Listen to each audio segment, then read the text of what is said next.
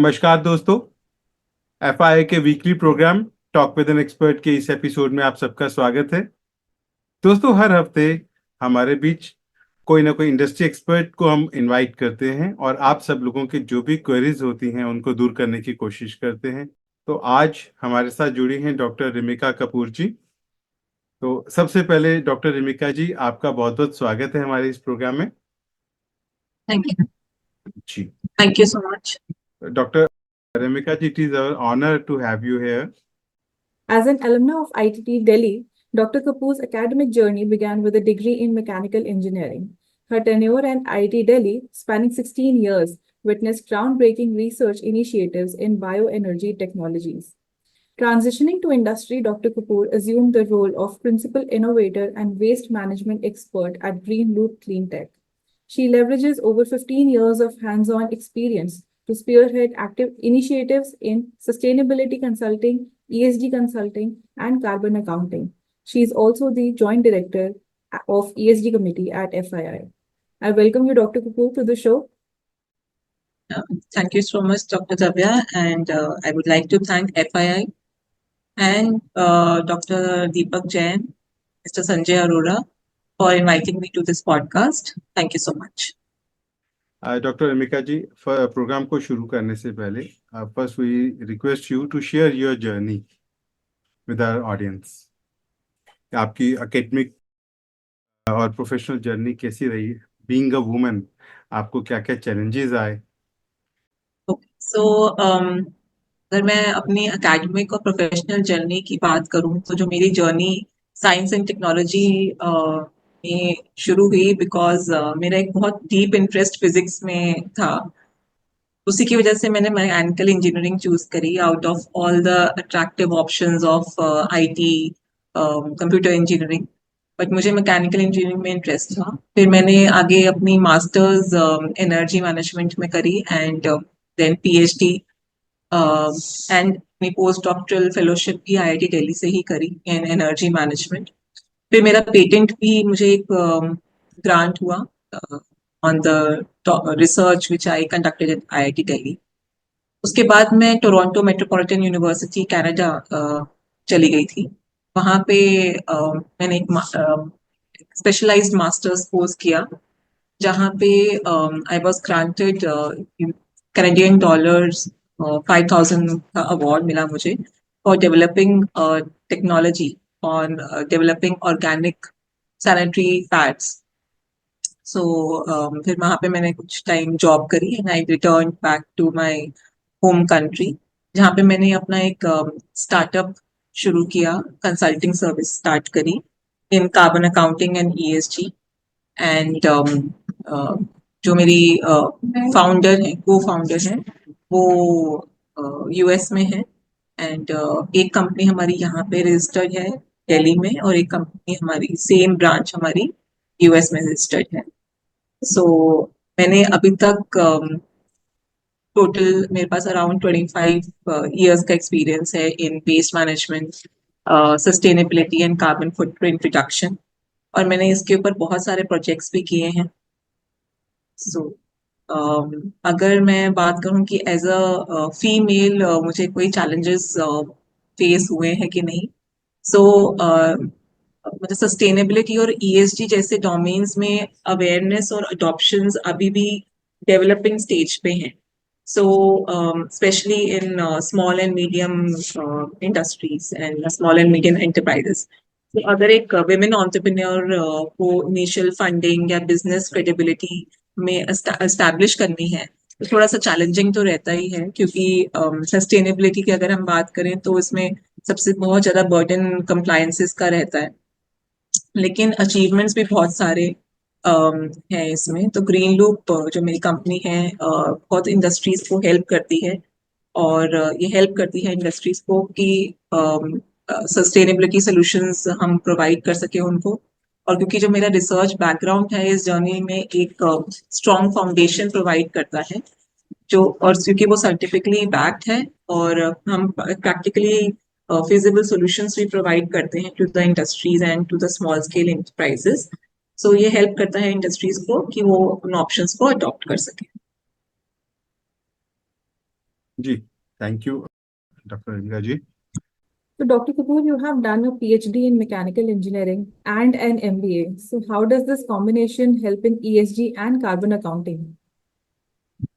तो mechanical engineering ने मुझे सस्टेनेबिलिटी और एनर्जी एफिशिएंसी को एक साइंटिफिक पर्सपेक्टिव देने के लिए ना हेल्प करी।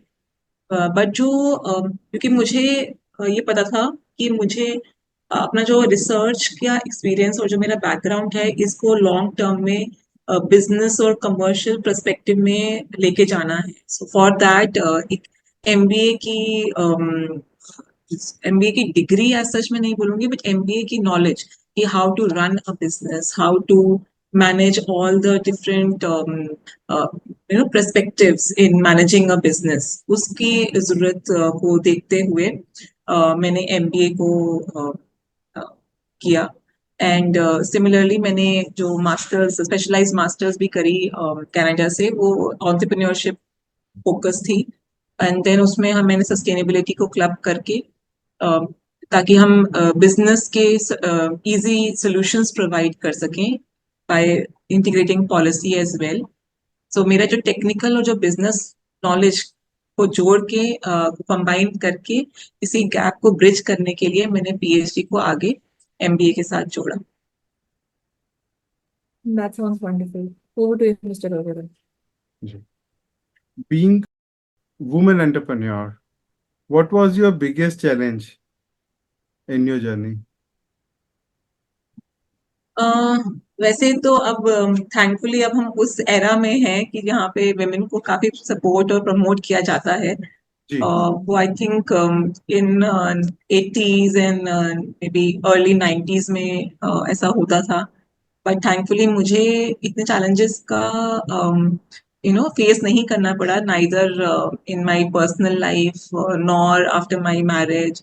उल्टा मुझे प्रमोट एंड एनकरेजमेंट ही मिली from my parents, from my in-laws, from my husband and then my son also.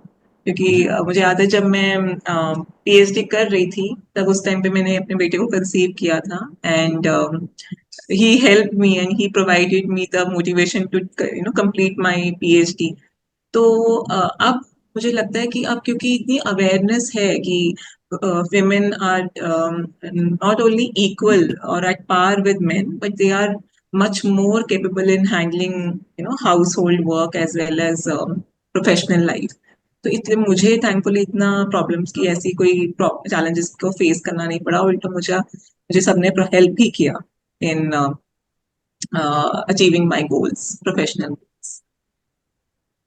जो आपने कार्बन अकाउंटिंग और जो सस्टेनेबिलिटी एंड कार्बन अकाउंटिंग को लेकर जो आपने अपना सब्जेक्ट और अपना प्रोफेशन चूज किया, इसमें आपका सबसे बड़ा मोटिवेशन पॉइंट क्या था इस सब्जेक्ट को चूज करने में? तो जो सबसे बड़ी जो जरूरत है आज के टाइम पे सस्टेनेबिलिटी को अडॉप्ट करने की, नॉट जी, only at the grass root level but also जो एक बड़ी बड़ी कंपनीज हैं जैसे फॉर एग्जांपल गूगल है या माइक्रोसॉफ्ट है या छोटी से छोटी कंपनियां स्मॉल एंड मीडियम एंटरप्राइजेस भी हैं। तो इनको भी एनवायरमेंट को अपने ध्यान में रखकर सारे प्रोसेसेस को करना चाहिए, क्योंकि जिस तरीके से हम एनवायरमेंट को प्रदूषित कर रहे हैं और वेस्ट प्रोड्यूस कर रहे हैं, वेस्ट सिर्फ एक वो वाला वेस्ट नहीं है कि जो हम देख रहे हैं, waste in the form of gases जो एनवायरमेंट में जा रही हैं। सो वो अल्टीमेटली ग्लोबल वार्मिंग प्रोड्यूस कर रही हैं, जो जिसकी वजह से आजकल जो हम देख रहे हैं क्लाइमेट चेंज के कितने सारे इफेक्ट्स हम फील कर रहे हैं अपने आसपास। जैसे कि नवंबर में इतना हम पोल्यूशन को फेस करते हैं एंड हाई टेम्परेचर्स। अभी अप्रैल भी स्टार्ट नहीं हुआ है, still there is such a high temperatures in the afternoon. So ये क्यों है? बिकॉज हमने जो पहले इंडस्ट्रीज ने पहले अडॉप्ट नहीं करी sustainable practices and they used to just throw the waste on the outside। But अब थोड़ी सी अवेयरनेस हो रही है एंड कंपनीज चाहे वो स्मॉल है या मीडियम है या लार्ज है, they know that they have to and they should adopt sustainability.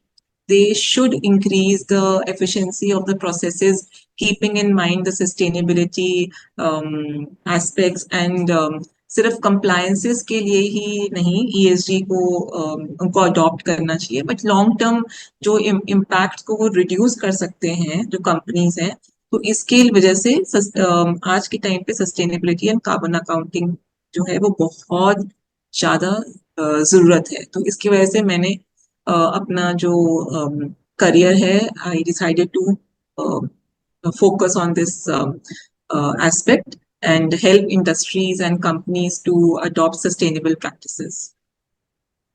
Remika जी, एक मेरा पर्सनल क्वेश्चन है, out of subject but link इसी से है, जो मैं पूछना चाहूंगा. बीइंग अ वुमेन, आपको कोई चैलेंज नहीं आया?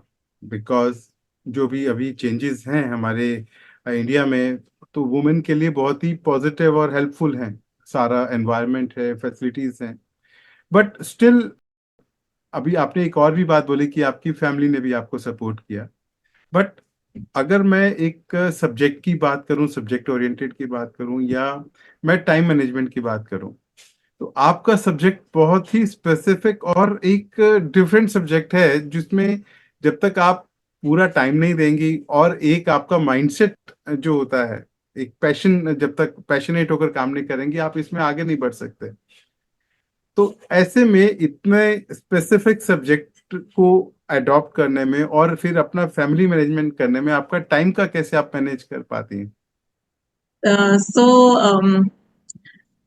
अगर मैं बोलूं, देखिए दो तरीके से हम स्ट्रेस को मैनेज कर सकते हैं. अब जी. अगर मैं देखूं, अगर सपोज मैं किसी के लिए काम कर रही हूँ, जैसे मुझे एक जनरल एक लाइटर नोट में मैं बात करूं कि जी. देखो अभी तो ये मेरा काम है, and because I have interest in waste management, in improving the energy efficiency of processes और सस्टेनेबिलिटी में मेरे को इंटरेस्ट है. तो इसलिए मैं, और मुझे रीड करने का भी बहुत शौक है, पढ़ने का बहुत शौक है. तो इन सबको अडॉप्ट करके आई डू माई वर्क. और जब हम अपना काम करते हैं ना, तो स्ट्रेस फील नहीं होता, तो वो मैनेज हो जाता है. और क्योंकि हम घर भी मेरा है, काम भी मेरा है, तो वो इजीली बैलेंस हो जाता है.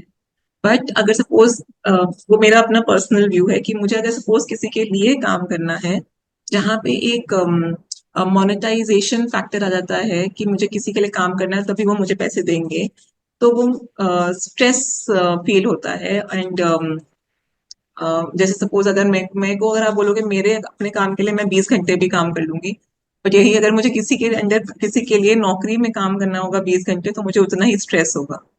जी. तो इसीलिए मेरे को मजा आता है अपना ही काम करने में. यहाँ पे मेरा एक और क्वेश्चन है कि being a wife, being a mother, आपको कोई चैलेंज फेस नहीं हुआ आपको लाइफ में इस चीज को मेंटेन करने के लिए? आपने नहीं, सब एक वैसे, हाँ वैसे चैलेंज हुआ था, जी. क्योंकि because of some family and medical problems. Ji. During the peak COVID times, I had to come back to India. So मैं उस टाइम पे अपने करियर के पीक पे थी. अगर मैं जॉब पर्सपेक्टिव में देख, तो आई केम बैक. बट मैंने आई डोंट रिग्रेट इट. मेरे को ये लगता है कि मैं अगर वो चीज नहीं करती, तो ऑल्दो बहुत लोग करते हैं कि नहीं, they keep their career first, but मेरे को था कि नहीं, अभी मेरी फैमिली को सबसे ज्यादा मेरी जरूरत है. एंड अगर और ये चीज मेरे मेरे पेरेंट्स ने मुझे बहुत सिखाई है कि हम उन्होंने हमें, मेरी और मेरी सिस्टर को बहुत इम्पोर्टेंस दी है. और करियर को कहते हैं कि आप करियर तो फिर भी आप बना सकते हो, बट फैमिली को आपने सबसे पहले देखना है. तो इसलिए मैंने फैमिली को अपनी सबसे पहले importance the. And I came back. Starting में मुझे लगा कि ये कैसे हो, क्या हो गया, बट फिर इवेंचुअली आई रियलाइज कि it was for the benefit of everyone. And I मेरे को अपने बेटे को भी ध्यान रखना है, मुझे उसको पढ़ाना है. मतलब मेरा इतना पढ़ने का फायदा क्या हुआ कि अगर मुझे उसी को भी किसी के पास भेजना पड़ रहा है पढ़ने के लिए, तो ये चीजें सोच के I decided to start with my own startup, जिससे कि मैं उसके ऊपर भी ध्यान दे सकूं, मैं अपने काम पे भी ध्यान दे सकूं और अपनी फैमिली पे भी ध्यान दे सकूं. जी, इसके लिए मैं सबसे पहले आपको, आपके लिए बहुत रिस्पेक्ट है कि मैं आपको जितना जानता हूँ, आप हर फील्ड में अपना, चाहे वो पर्सनल एस्पेक्ट है, जैसे आपने अपने बेटे की बात बोली, उसको पढ़ाने की बात बोली, आपने अपनी फैमिली की बात बोली, आप बहुत ही डेडिकेटेड होकर जो चलती हैं, वाकई में वो एक, आपको एक सैल्यूट है उसमें, एक regard thank you so much. के लिए। जितना मैं जानता हूँ, क्योंकि प्रोफेशनली भी हम जुड़े हैं, हम मिल चुके हैं मीटिंग्स में, तो मैं जितना ऑब्जर्व किया, आप बहुत ही मतलब डेडिकेटेड और फोकस्ड हैं, ये आपकी बहुत बड़ी क्वालिटी है। Thank you so much. Dr. Kapoor, you bring in almost 20 to 25 years of experience in the field of ESG. And you were recently joined at the team at FII as the joint director in the ESG committee. So, what vision do you bring forward um, in terms with this new position, and how do you plan to bring a change? सो जब मैं doctor दीपक जैन से मिली थी first time, तो हमने जब discuss किया ESG committee को अ, आगे लॉन्च करने के लिए, एंड उन्होंने भी मेरे मतलब मुझ पे वो एक कॉन्फिडेंस दिखाया कि हाँ, I can do this and we can start with FII ESG committee. So जो मुझे लगता है कि क्योंकि भारत, इंडिया में ईएसजी रिपोर्टिंग मैंडेटरी है अभी टॉप 1000 कंपनीज के लिए, एंड धीरे धीरे because of the environmental changes we are looking at, तो ये आगे और भी बहुत काफी कंपनीज के लिए it will become mandatory. So इस हमारी एफआईआई ईएसजी कमेटी के through we can assist in ESG compliances and sustainability reporting. हम ट्रेनिंग प्रोवाइड कर सकते हैं और हम हेल्प कर सकते हैं पॉलिसी डेवलपमेंट में। हम इन्वेस्टर्स के साथ ESG कंप्लायंस के साथ के ऊपर भी काम कर सकते हैं। सो ये सब चीजें जो हैं ये बहुत ज्यादा आगे आने वाले टाइम पे भी बहुत ज्यादा रिक्वायर्ड होंगी, एंड हम हेल्प करेंगे कि इसके ऊपर हम टास्क फोर्स और स्किल को और हम डेवलप करें through different types of knowledge sessions and training sessions, as well as we can help companies in making their sustainability reports and doing the carbon accounting. So इस vision के साथ हम आगे एफआईआई ईएसजी कमेटी को आगे लेके चलना चाहेंगे। Right, right. Thank you. Over to Mr. Arora. Doctor Mika ji, आप हमारे ऑडियंस को क्या मैसेज देना चाहेंगी, जो नए स्टार्टअप्स हैं या इंडस्ट्री ओनर्स हैं? सो मैं तो यही बोलना चाहूंगी कि मैं तो सस्टेनेबिलिटी में काम करती हूँ, तो मैं सस्टेनेबिलिटी से रिलेटेड ही बोलना चाहूंगी कि हर एक हर इंसान को, हर एक पर्सन को, हर काम, चाहे वो हम किचन में काम कर रहे हैं, चाहे हम एक इंडस्ट्री में काम कर रहे हैं, चाहे हम सॉफ्टवेयर बना रहे हैं, हर चीज में हम कोशिश अगर करेंगे कि हम कम से कम वेस्ट प्रोड्यूस करें। जैसे सपोज सिंपल सी ही चीज है कि हमें पता है, हमें सिखाया भी जाता है अपने घरों में, अपने स्कूल्स में, फ्रॉम आवर चाइल्डहुड, कि whenever you leave the room you just switch off the light. तो अब वाई डू वी, हम ये तो बोल देते हैं कि हम ये करना है, बट क्यों करना है कि हाँ हम इलेक्ट्रिसिटी का बिल सेव करें, बट बिल सेव करना is not the need of the hour. आप एक ब्रॉडर पिक्चर आपको देखनी है कि जो आप इलेक्ट्रिसिटी को सेव कर रहे हो, सो एट द बैक आप कितना कोल बर्न करने से रोक रहे हैं। जितना कोल बर्न कम होगा उतना ज्यादा कार्बन डाइऑक्साइड कम प्रोड्यूस होगा और उतना क्लाइमेट चेंज भी कम होगा। सो वो एक एक करके अगर हम इतनी सारी पॉपुलेशन जो है वो अपना एक एक स्टेप इंटीग्रेट करेंगे, तो we can help in saving our mother earth, and we can do a lot in sustainability aspects. Thank you doctor Rimika ji. Thank you. और आज मैं अपने ऑडियंस से ही बात करना चाहूँगा कि आज का डॉक्टर रिमिका जी का जो सब्जेक्ट है ईएसजी, ये बहुत ही एनलाइटनिंग रहा, और मैं, हमारे दर्शकों को इससे ज़रूर बेनिफिट हुआ होगा। तो सबसे पहले हम जो बात कर रहे थे, हमारे ये भारत के आज़ादी के 100 वर्ष के सीरीज में हम बात कर रहे हैं, और सबसे बड़ा हमारा सब्जेक्ट रहा वुमेन एम्पावरमेंट का, जिसमें कई रिस्पेक्टेड वुमेन्स हमारे साथ आई, हमारे साथ जुड़ी एज ए इंडस्ट्री एक्सपर्ट, जिसमें आज डॉक्टर रिमिका जी भी एक हैं। और डॉक्टर रिमिका जी हमारे लिए बहुत रिस्पेक्टेबल पर्सनैलिटी हैं, हमारे लिए एक इंस्पिरेशन है। और जो ये industry as a industry expert अपनी सर्विसेज दे रही हैं, ESG इनका सब्जेक्ट है। तो ये सस्टेनेबिलिटी एक बहुत ही इम्पोर्टेंट पॉइंट है हमारी हर तरह की इंडस्ट्री के लिए, जिसमें हमें बहुत सारी चीज़ों की हमें ध्यान रखना पड़ता है, कुछ कॉम्प्लायंसेस पर हमें फोकस करना पड़ता है, उनको अडॉप्ट करना पड़ता है। तो आप जिनको भी कोई क्वेश्चन हो, वो हमारे वेबसाइट पर आकर क्वेश्चन आप पूछ सकते हैं। हमारे इंडस्ट्री एक्सपर्ट डॉक्टर रिमिका जी आप सभी के क्वेश्चंस का आंसर थ्रू मेल देंगी। तो रिमिका जी, क्वेश्चंस तो बहुत हैं, लेकिन आपके साथ बात करते हुए समय का पता ही नहीं चला, और सब्जेक्ट भी इतना इम्पोर्टेंट है कि इसमें जितनी बात करें उतनी कम है। लेकिन वो हम फिर किसी और एपिसोड में हम बात करेंगे। आज के लिए बस यही इजाजत चाहूंगा। आज के लिए बस इतना ही। नमस्कार। Thank you so much for joining us today. Tell us in the comment section how you liked our today's episode. Leave us comments about your questions, thoughts, and feedback. Do catch us live next week on Thursday at 6 p.m. on YouTube and Facebook. For regular updates, stay connected with us and subscribe to our channels. See you next week.